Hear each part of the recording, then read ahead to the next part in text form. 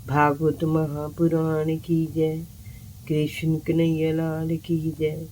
राधा रानी की जय। भगवान श्री कृष्ण के सभी भक्तों को राधे राधे। जय श्री कृष्ण।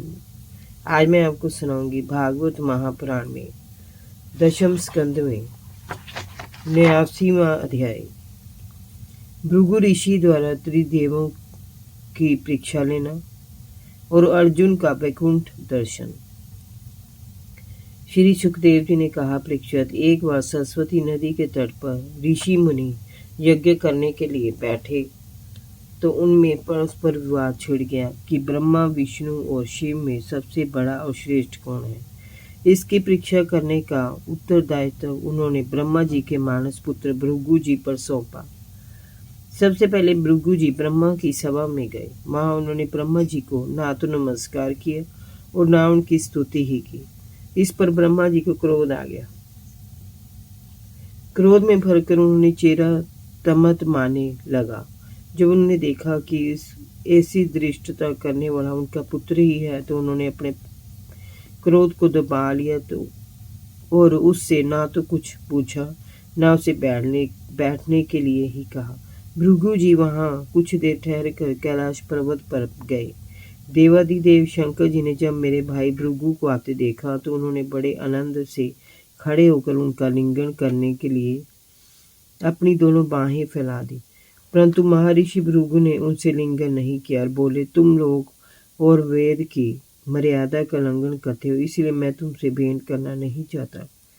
महर्षि भृगु की बात सुनकर शंकर जी को क्रोध आ गया। उन्होंने क्रोध में भरकर अपने त्रिशूल से भृगु जी को मारना चाहा, परंतु उसी समय भगवती सती ने उनके चरणों में गिरकर बहुत अनुनय विनय की तो उनका क्रोध थोड़ा शांत हुआ।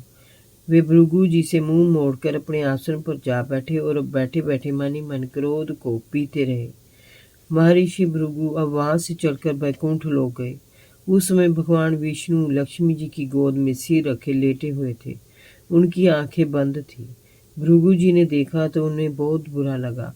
उन्होंने क्रोध में भरकर एक लात उनकी छाती पर मार दी और बोले, तेरे लोक में ब्राह्मणों का ऐसा आदर किया जाता है, उनके आने पर तू खड़ा भी नहीं हो सकता, दुष्टता की हद है।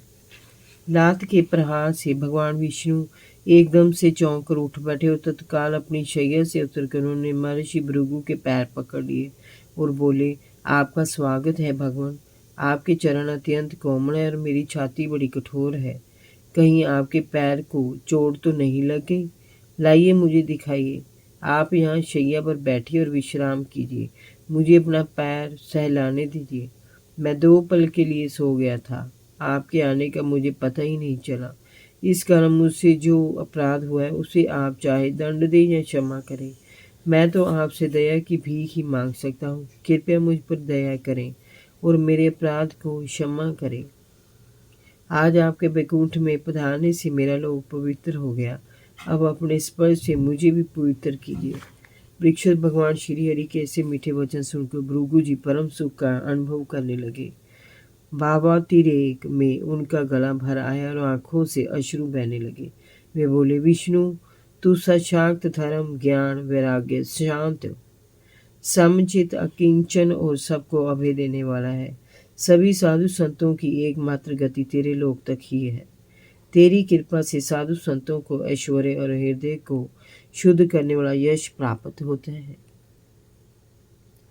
ऐसा कहकर भृगु जी विष्णु और लक्ष्मी जी को आशीष देकर वहां से चले आए और सरस्वती के तट पर ब्रह्मवादी मुनियों के पास पहुंचे। वहां उन्होंने तीनों देवों के पास जाने पर उन्हें जो अनुभव हुआ उसे सुनाया तो सभी एक समर से कह उठे, भगवान श्री विष्णु ही तीनों देवों में सबसे बड़े और श्रेष्ठ हैं, सर्वश्रेष्ठ हैं, क्योंकि वे ही शांति और अभय देने वाले हैं। परीक्षित, भगवान विष्णु की प्रिय मूर्ति है सत्य और इनका इष्ट है ब्राह्मण देवता। मनुष्य निष्काम भाव से, शांत चित्त से और विवेक समस्त दृष्टि से उनकी आराधना करते हैं। उन्हीं की माया से सुर, असुर और मनुष्य ये 3 मूर्तियां निर्मित हुई हैं। इनमें सत्यमयी देव मूर्ति ही उनकी प्राप्ति का साधन है। भगवान विष्णु ही समस्त पुरुषार्थों के एकमात्र स्वरूप हैं। मनुष्यों को समझाने के लिए सरस्वती तट पर बैठे साधुओं ने ये मुक्ति रची थी। पुरुषोत्तम भगवान विष्णु के चरण कमलों का आश्रय लेकर उनके परम पद को प्राप्त किया जा सकता है। उनका यश जन्म मृत्यु के भय को नष्ट करने वाला है।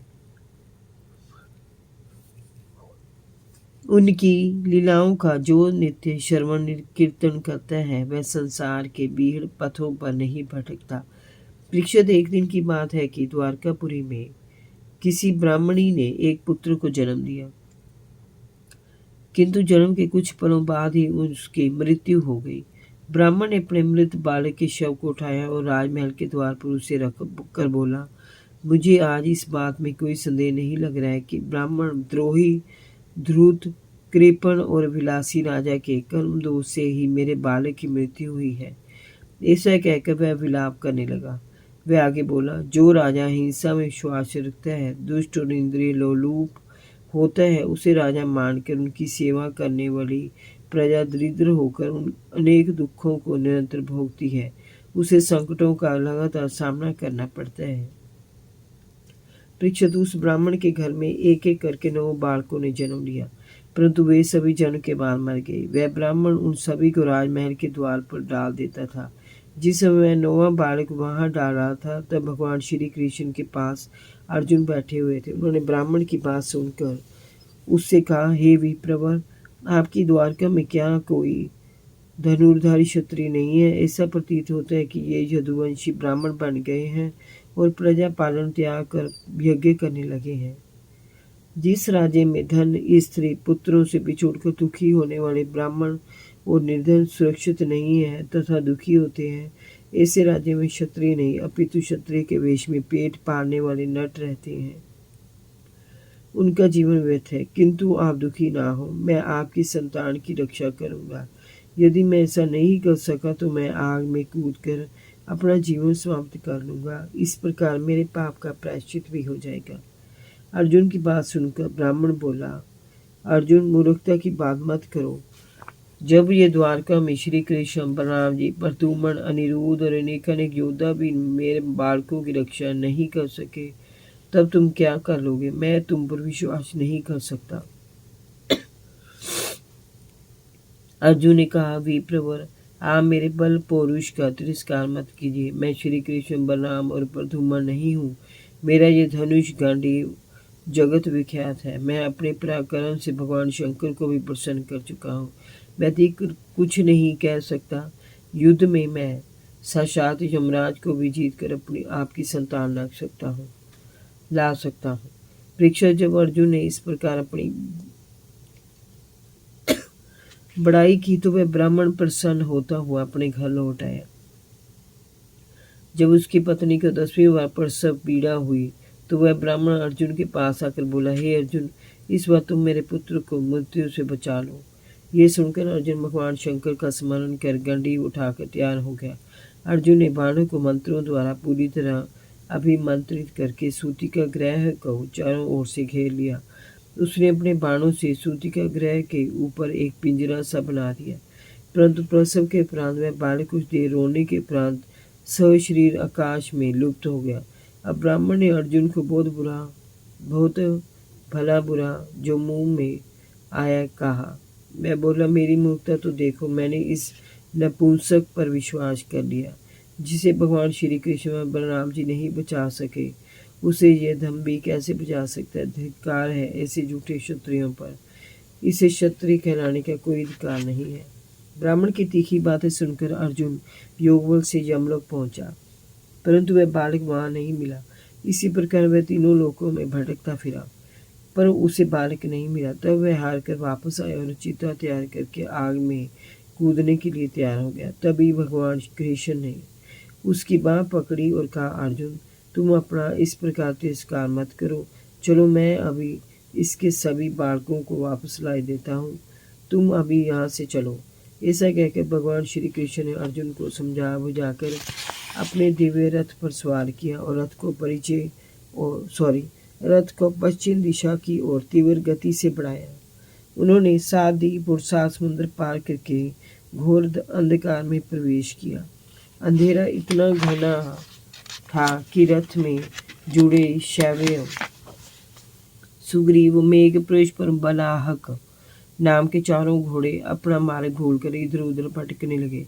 तब भगवान ने अपने तेजस्वी सुदर्शन चक्र को प्रकट किया और उसे आगे आगे चलने के लिए कहा।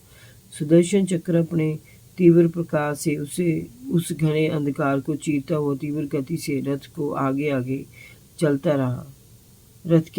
चलता रहा। अंत में अंधेरा समाप्त हुआ। उस अंधकार के पार एक असीम ज्योति जगमगा रही थी। अर्जुन की आंखें उस ज्योति की चमक को नहीं सह सकी। विवश होकर उसने अपनी आंखें बंद कर ली। उसके बाद भगवान श्री कृष्ण के रथ से उस दिव्य ज्योति में प्रवेश किया। बहुत आगे जाने पर एक बड़ा सुंदर भव्य महल दिखाई दिया। वह बहुत तीव्र ज्योति से जगमगा रहा था। उस महल में भगवान विष्णु शेष जी विराजमान थे। उनके सहरतन सिरों पर दिव्य मणियां जगमग जगमग कर रही थी। श्वेत रंग के उस शेषनाग की शैया पर भगवान विष्णु शांत भाव से लक्ष्मी जी के साथ विराजमान थे। पीताम्बरधारी भगवान के मेघ सदृश श्यामल शरीर की आभा को देखकर अर्जुन हतप्रभ रह गया। वे भगवान श्री कृष्ण के ही प्रतिरूप थे। भगवान श्री कृष्ण और अर्जुन ने उन्हें नमन किया और हाथ जोड़कर वे खड़े हो गए। भगवान विष्णु ने मंद मंद मुस्कुराते हुए मधुर और गंभीर वाणी से कहा, कृष्ण अर्जुन, मैंने तुम दोनों को देखने के लिए ही ब्राह्मण के बालकों को यहाँ बुलाया था।